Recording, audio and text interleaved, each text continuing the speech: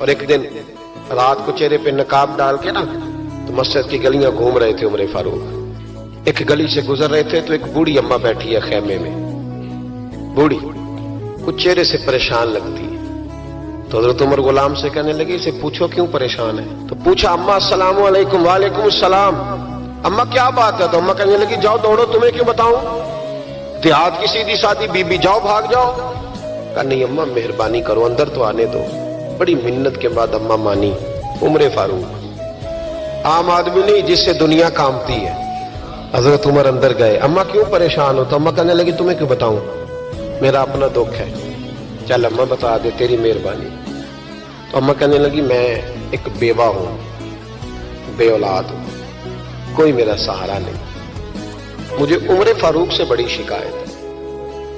میرے اوپر 25 دینار کا قرضہ چڑھ گیا ہے اور 3 دن ہو گئے میں نے روٹی نہیں کھائی اور عمر نے میری خبر نہیں لی.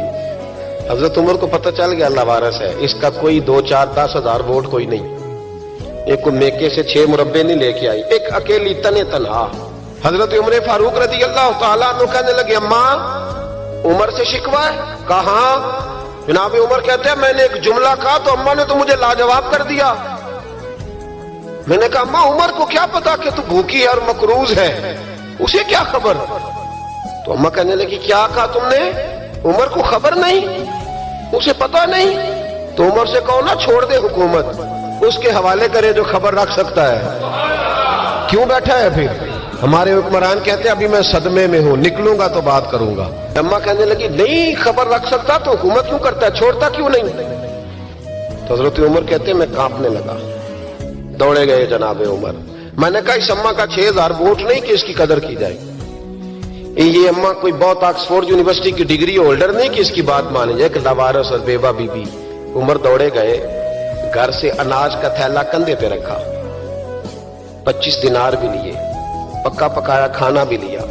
خادم کہنے لگا حضور مجھے دے دے میں اٹھا لیتا ہوں. تو حضرت عمر فرمانے لگے چل وعدہ کر قیامت کے دن بھی میرا بوجھ اٹھائے گا. کہنے لگا جی نہیں وہاں نہیں اٹھا سکتا. فرمایا پھر آج بھی نہ اٹھا، مجھے ہی اٹھانے دے، یہ میرا بوجھ ہے تو مجھے ہی. اماں کے سامنے 25 دینار بھی رکھے. پھر اماں کو حضرت فاروق اعظم نے 2 مہینے کا راشن بھی دیا، پھر پکا پکایا کھانا بھی دیا. معمولی آدمی کی بات نہیں کر رہا، 24 لاکھ مربع میل کا حکمران. حضرت عمر مدینے میں بیٹھ کے کبھی للکار دیں تو کیسر و کسرا کی ٹانگیں کانپیں.